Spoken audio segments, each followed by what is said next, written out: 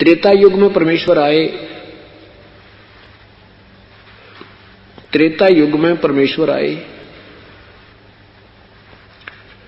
मुनिंद्र नाम था परमेश्वर का। ऋषि मुनिंद्र कहा करते थे। एक नल और नील नाम के आपस में मौसी के बेटे थे। दोनों का बहुत ही अच्छा आपस में प्रेम था। मानसिक परेशानी और शारीरिक कष्ट उनको 3 ताप के अंतर्गत बना हुआ था। कर्म संस्कार उनका इतना था कि उनको आजीवन उस कष्ट को भोगना था। अपने कष्ट निवारण के लिए ऋषियों के पास, महर्षियों के पास, सभी जंतर मंतर करने वालों के पास वो दोनों के दोनों जा चुके थे, परंतु कोई समाधान नहीं मिला। सारे जंतर मंत्र करने के उपरांत भी उनको लाभ नहीं हुआ। तो सभी ऋषियों ने ये कहा, बेटा ये तुम्हारे प्रारब्ध का भोग है, तुम्हारे संस्कार में लिखा हुआ, ये तुम्हें भोगना ही पड़ेगा। अब उन संतों की इस विचार को सुनकर भी उनके मन में ये आस्था फिर भी थी, कोई संत ऋषि मिलेगा, कोई संत मिलेगा जो हमारा कष्ट निवारण कर देगा। पुण्यात्मा, यही हमारे अंदर आज भी है। बेशक हमें यह ज्ञान मिलता था कि जैसा कर्म किया प्राणी को भोगना ही पड़ेगा, फिर भी हम उसके अपने दुख के निवारण के लिए कोई झाड़ा लवाने वालों के पास, कित पामिष्टों के पास या किसी जंतर मंत्र करने वाले सियाने और बौड़ों के पास हम घूमते ही रहते थे, क्योंकि हमें पता था कि परमात्मा एक ऐसी शक्ति भी है जो दुखों का अंत कर देती है।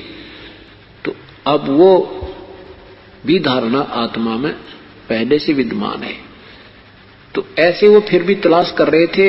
एक दिन परमेश्वर के चरणों में पहुंचे और दोनों ने प्रणाम किया, चरणों में शीश रखा। प्रभु ने मुनिंद्र रूप में आए पूर्ण ब्रह्म ने दोनों के शीश पर एक एक हाथ रखा। ज्यों ही उन्होंने हाथ रखा, प्रभु ने उन दोनों नल और नील का वो कष्ट छू मंत्र हो गया। ऐसा शरीर हो गया जैसे कष्ट कभी था ही नहीं। दोनों के दोनों ने चरण पकड़ दिए। हे परमात्मा, आप कहाँ छुपे थे? हे ऋषि जी, आप कहाँ थे मेरे मालिक? हम तो 20 वर्ष से इस कष्ट को भोग रहे थे। सभी ऋषियों ने, महर्षियों ने ये कह दिया था कि तुम्हारा भी मृत्यु के साथ ही समाप्त होगा और कोई विकल्प नहीं है। तब परमात्मा बताते हैं, तुम कौन राम का जपते जापम, तात कटे न तीनों तापम। तुम किन भगवानों की भक्ति करते हो जिससे तुम्हारे 3 ताप भी विनाश नहीं हो सकते? ये तुम्हारा 3 ताप के अंतर्गत के कारण, 3 ताप यानी जैसे पिछले जन्म में तुम्हें कोई गलती की थी, किसी देव ने तुम्हें श्राप दे रखा था, अब तुम्हारे प्रारब्ध में ये लिखा गया था। ये पूर्ण संत के बिना ये समाप्त नहीं हो सकता, पूर्ण परमात्मा के उपासक बिना। अब अपने आप को गुप्त करके परमात्मा वहां कह रहे हैं कि मैं उसी का नुमाइंदा बनकर आया हूं। अब जो दुख दूर हो गया तो कुछ भी कहे वही मानना होगा कि हाँ प्रभु, हाँ प्रभु, बिल्कुल सही मेरे दाता। इस संसार पर कोई संत नहीं है, कोई ऋषि नहीं है, आप पूर्ण ब्रह्म हो, आप सर्वशक्तिमान हो।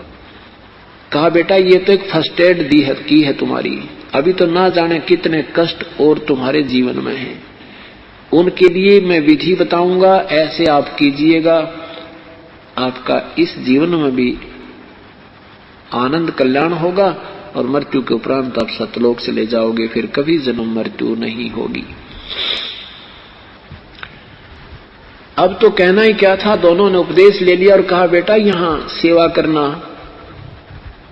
बर्तनों की सफाई, बर्तन साफ करना और जितना भी हो सके अपने शारीरिक सेवा करना। इस मिट्टी को लगा दो भगवान के चरणों में, इसका कुछ नहीं बनना इस मिट्टी का, ये 5 तत्वों का पुतला फूंक दिया जाएगा।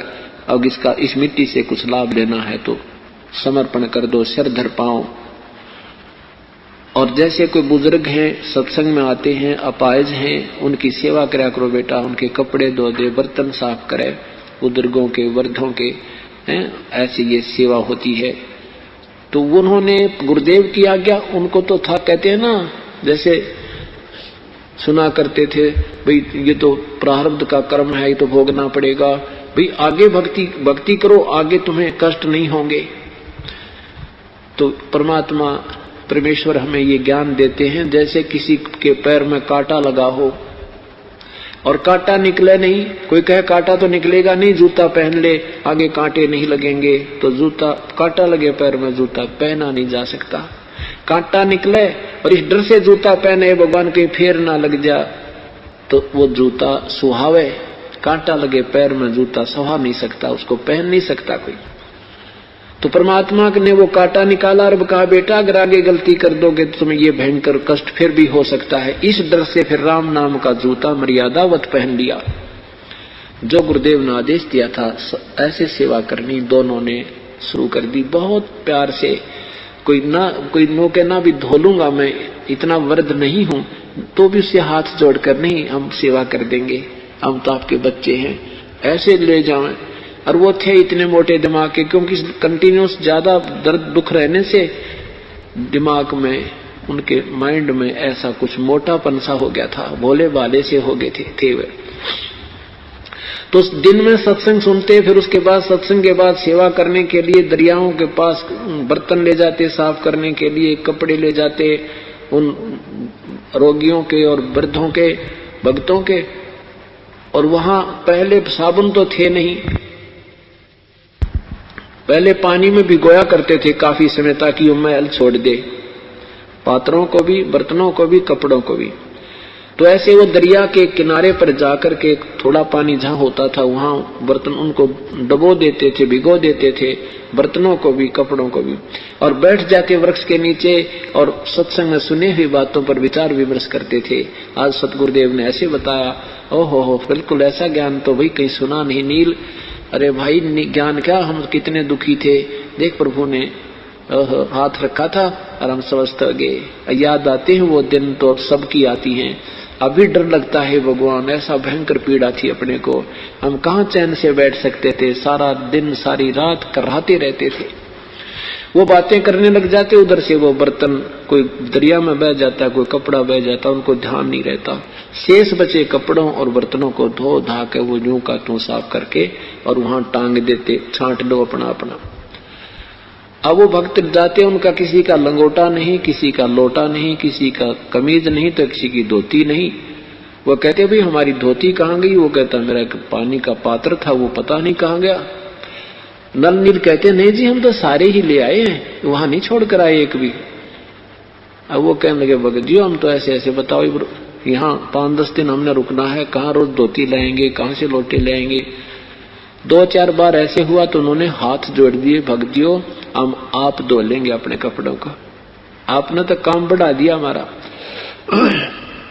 अब इस बात से वो चिंतित हो गए कि कहीं गुरुजी हमारी सेवा ना छीन लेवे और हमें फिर कष्ट ना आ जावे। उनसे हाथ जोड़ें, पैर पकड़ें, आगे से नहीं हम एक भी बर्तन खूने देंगे, अच्छी तरह लाया करेंगे। फिर वही क्रिया होगी।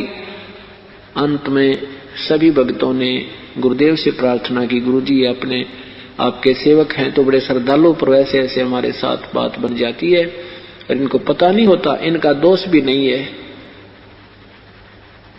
अब परमात्मा उन्होंने सोचा नल और नील ने कहीं प्रभु ये ना कह दे कि तुम मत सेवा किया करो और हमारे या सेवा छिन जा, हमारी कमाई ना बने। इस डर से पहले ही चरणों में गिर गए, प्रभु हमारी सेवा ना छीनना मेरे दाता, आगे बिल्कुल सावधान रहेंगे। कान पकड़ के दोनों खड़े हो गए, रोने लग गया, आंखों में आंसू भर आए। और भगत कहने लगे जी हर बार ऐसे ही ड्रामा करते हैं, ये हमने बहुत बार कह लिया और ये इनके भी ये बस की बात नहीं बेचारों के। तो परमेश्वर ने दोनों तरफ की बात सुनकर कहा भाई कोई बात नहीं, सेवा करो बेटा, पर आज से मैं तुम्हें आशीर्वाद देता हूं, तुम्हारे हाथ से कोई बर्तन, लोहा, पत्थर, कुछ भी, कपड़ा किसी प्रकार का भी क्यों ना हो, पानी में तैरता रहेगा, डूबेगा नहीं।